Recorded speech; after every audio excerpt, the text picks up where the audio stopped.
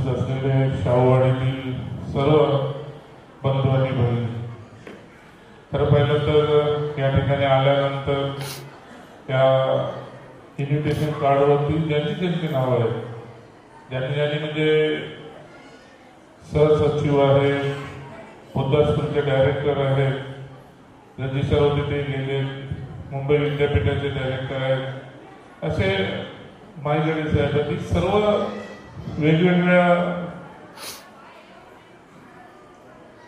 याच्यामधून आपापलं नेतृत्व दाखवून, गावचं नेतृत्व दाखवून मोठे झालेले लोक आहेत.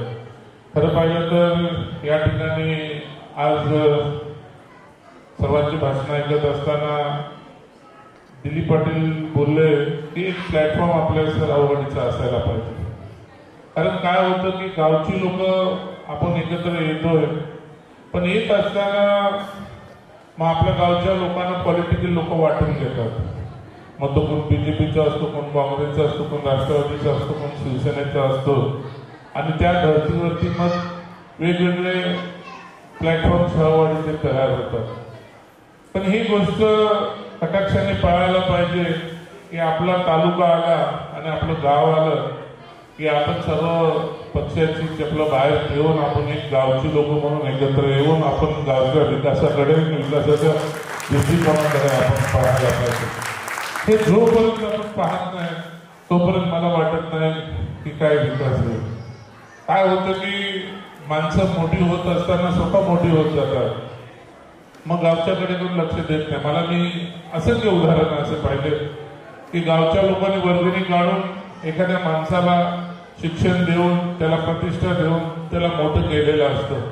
पण तो व्यक्ती जेव्हा जेव्हा मोठा होत जातो, मोठा झाल्यानंतर ज्या लोकांनी आपल्याला मदत केली, ज्यांच्यामुळे आपण पुढे आलोय, त्याच्याकडे त्यांनी मागे वळून पाहायला पाहिजे. तसे किंचितच लोक, 10% लोक भेटतात, 90% लोक मग आपल्या स्टाईलमध्ये आपलं जीवन जगण्याचा प्रयत्न करत असतात. मग ह्या सर्व गोष्टी होत जातात. आणि आजचा या ठिकाणी बघितलं की आपण शाहूवाडीच्या विकासाच्या माध्यमातून या ठिकाणी पाहिलं की वधूवर मेळावा, शैक्षणिक दृष्टिकोन, सांस्कृतिक दृष्टिकोन, परत आपल्याला क्रीडा दृष्टिकोन, या सर्व आरोग्याच्या दृष्टिकोनातून सर्वांना मदत व्हायला पाहिजे. याच्याकडे आपण, तुम्ही कटाक्षाने तो एक मॅनिफेस्टो बोलतात तशा पद्धतीने तुम्ही तो हातामध्ये घेतलेला आहे, तो फार चांगला आहे. कारण काय असतं की आता इथे व्यासपीठावर बसलेल्या लोकांना का आम्हाला, मी माझ्या स्वतःसाठी बोलतो की आपल्याला का प्रत्येक गोष्टीमध्ये आपल्याला वेळ नसतो, पण जेव्हा जेव्हा आपल्याला वेळ मिळेल तेव्हा तेव्हा आपण आपल्याकडे लोक आले नाही तर आपण त्या ठिकाणी जाऊन काही गोष्टी करायला पाहिजे आणि करून घेतल्या पाहिजे. मी शिरपूर 10 वर्ष डायरेक्टर राहिलो, कॉर्पोरेशनमध्ये 10 वर्ष राहिलो, महामंडळाचं चेअरमन झालो, राज्यमंत्री पद मिळालं. या सर्व गोष्टी करत असताना मी पण पाहिलं की माझा समाज आणि माझं गाव, आता मी सातारवाला म्हणजे कोल्हापूरच्या जिल्ह्याला लागून सातारा म्हणजे गाव जरी सातारा असलं तरी आज माझं मूळ फोकस हा संपूर्णपणे नव्या मुंबईत आहे, संपूर्णपणे ऐरोलीमध्ये. पण आता मला जर मी ज्या ठिकाणी राहतो त्या ठिकाणी मी काय डेव्हलप करायला पाहिजे आणि त्याच्यापासून माझा समाज सुधरेल, माझ्याबरोबर असणारी लोक सुधारतील, माझ्याबरोबर असणारे लोक मोठे होतील, हा दृष्टिकोन मी नजरेसमोर ठेवलेला आहे. या ठिकाणी मी पाहिलं की पिढी पण आपला या दिलीप पाटील साहेबांनी सांगत असताना त्यांनी सांगितलं की आता ते फॉरेन वगैरे सर्व, आता माझ्या पण युनिव्हर्सिटी चालतात, मी पण आता एज्युकेशनमध्ये, आरोग्यामध्ये सर्व गोष्टीत नाही, कुठल्या गोष्टीत नाही, अशातला प्रकार नाही. पण आजची जी पिढी आहे ती अशी संलग्न राहूनच काही गोष्टी करायला पाहिजे. आपली पिढी होती ती वेगळी होती, आता येणारी पिढी ही आता ही भविष्य वर्तमान काळातली पिढी आहे ती वेगळी आहे. भविष्य काळातली अजून पिढी येईल ती पण फार वेगळी असणार आहे.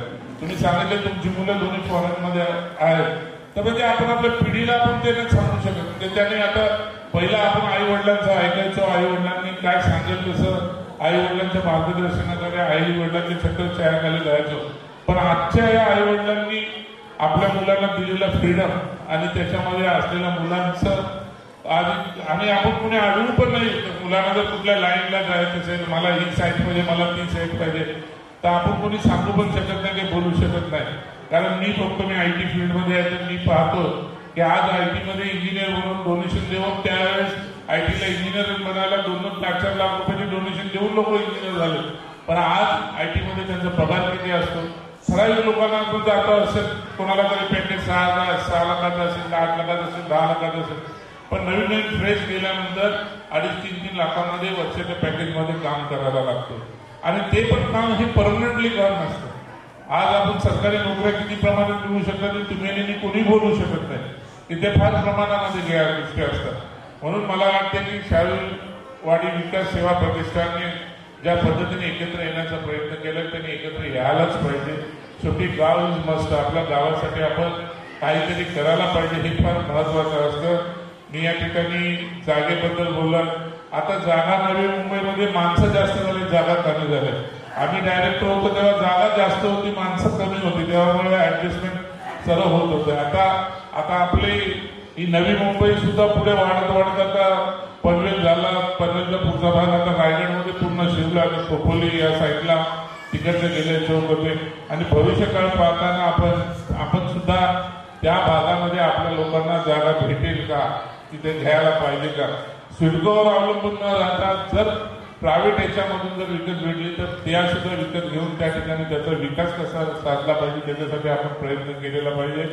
कारण प्रत्येकाने मला सिडकोकडनं भेटेल, मला शासनच देईल, आज या परिस्थिती येणे ही गोष्ट आता राहिलेली नाहीये.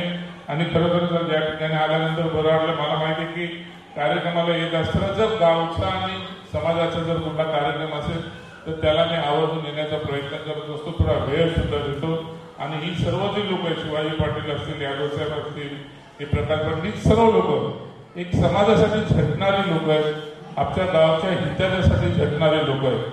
आणि प्रत्येकाला काही प्रॉब्लेम असला तरी सुद्धा हे गाव बोललं तर त्यांना एक वेगळा अभिमान वाटतो, त्यांचा ऊर भरून येतो. अशी लोक या समाजामध्ये असायला पाहिजे आणि गावच्या हितासाठी गावचे भूमिपुत्र पण असायला पाहिजे.